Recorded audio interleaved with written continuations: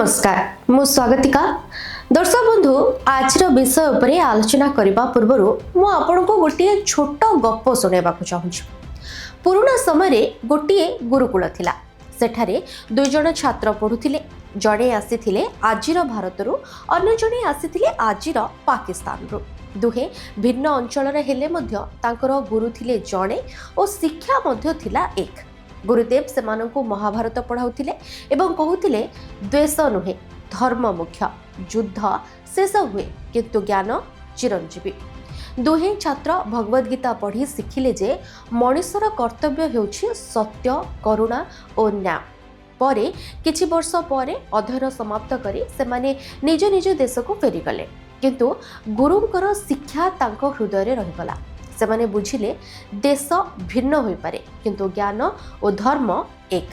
तेणु भगवद गीता रे अध्याय 5 श्लोक 18 रे लिखा जाइछे, विद्या विनय संपन्ने ब्राह्मणे गवि हस्तिनि सुने चैव सोपाके च पंडिताः समदर्शिनः। यार अर्थ हेउछि सत्य ज्ञान मनुष्य को भेदभाव छाड़ी समस्त प्राणी को एक भावे देखिबाको सिखाए। जाति पद धन किंबा आकृति आधार रे ज्ञानी लोके काहाको उच्च किंबा नीच भावती नहीं। तेबे यह गप शुणिबार कौन रही अर्थ आसतु नजर पकाइबा।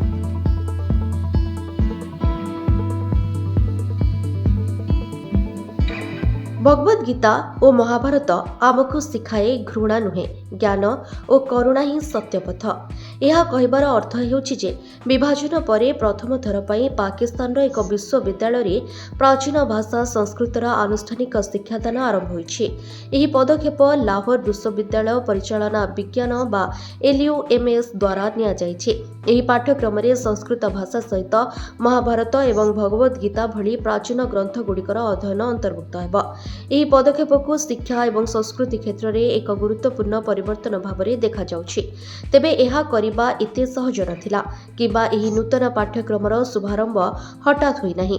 प्रकृत में एहार मूलदुआ छात्र गवेषक एवं भाषारे आग्रही लोकंक द्वारा एक 3 मासर सप्ताहांत कर्मशाला द्वारा स्थापन करा जायतिला। संस्कृत में देखा जायथिबा उत्साह एवं अंशग्रहण विश्वविद्यालय प्रशासन को एही विषय को एक नियमित पाठ्यक्रम भाव में विवेचना करने प्रेरणा देथिला। एहा आनुष्ठानिक भाव में संस्कृत पढ़ाइबार निष्पत्ति नेथिला। LUMS रो गुरमणी केन्द्रर निर्देशक डॉक्टर अली उस्मान काश्मी कहନ୍ତି जे पाकिस्तान रो एक समृद्ध संस्कृत ऐतिह्य अछि किंतु एहाकू दीर्घ समय धरी अवहेलित करा जायछि। से व्याख्या करथिले जे पंजाब विश्वविद्यालय पाठागार रे संस्कृत पांडुलिपिर एक बड़ एवं गुरुत्वपूर्ण संग्रह रही। यह संग्रह देशर सांस्कृतिक ऐतिह्यर एक गुरुत्वपूर्ण अंश किंतु दुर्भाग्यवशतः एहाकू प्रायतः अवहेलित करा जायछि। डॉक्टर काश्मी एहा मध्य दर्शाइछथि जे 1930 दशक रे प्रसिद्ध विद्वान JCR वुलनर द्वारा अनेक संस्कृत तालपत्र पांडुलिपि तालिकाभुक्त करा जायतिला। तथापि 1947 परठारु पाकिस्तान रो कौनसी स्थानीय विद्वान एही संग्रह उपरे गंभीरतार सहित काम करि नाही। एही पांडुलिपि गुडी को अधिकांश विदेशी गवेषकक द्वारा व्यवहार करा जायछि। स्थानीय छात्र एवं विद्वान माननकु संस्कृत रे तालीम देबा एही परिस्थिति को परिवर्तन करि परिबा। सहयोगी प्रोफेसर शाहिद रशीद एही पदक्षेप सहित जड़ित जड़े प्रमुख व्यक्ति। से व्याख्या करथिले जे जेतेबेले लोक माने तांकु पचारंती जे से काहेकि संस्कृत शिखुछंती तांकर उत्तर सरल थाए, आमे एहाको काहेकि शिखिबा उचित नुहे। तांका अनुसारे संस्कृत समग्र अंचल पाई एक एकीकरण भाषा होइछे। एही भाषा कोनोसी गोटिए धर्म पर्यंत सीमित नुहे बरं समग्र उपमहादेशर एक सहभागी सांस्कृतिक ऐतिह्य। से आहुरी कहिसंती जे महान संस्कृत व्याकरणविद पाणिनिक ग्राम मध्य एही अंचल रे अवस्थित थिला।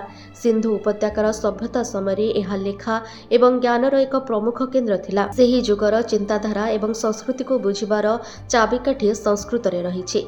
से संस्कृत को एक पर्वत सहित तुलना करिथिले जहा समयर परीक्षा रे ठिया होइछि एवं एबे भी आमर सांस्कृतिक परिचय को प्रतीक करुछि। से विश्वास करंती जे संस्कृत को कौनसी गोटिए धर्म सहित जोड़िबा उचित नुहे। एही ଏହି ଭାଷା ସମସ୍ତଙ୍କର ଏବଂ ଏହାକୁ ଗ୍ରହଣ କରି ଇତିହାସ ଏବଂ ସଂସ୍କୃତିକୁ ଭଲ ଭାବରେ ବୁଝି ହେବ। ନୂତନ ପିଢ଼ିକୁ ଆମର ସହଭାଗୀ ଐତିହ୍ୟ ସହିତ ଯୋଡ଼ିବା ପାଇଁ ଏହି ଦୃଷ୍ଟିକୋଣ ସହିତ LUMSରେ ଏହି ପାଠ୍ୟକ୍ରମ ଆରମ୍ଭ କରାଯାଇଛି। ବ୍ୟୁରୋ ରିପୋର୍ଟ, ଚର୍ଚ୍ଚା ନ୍ୟୁଜ୍।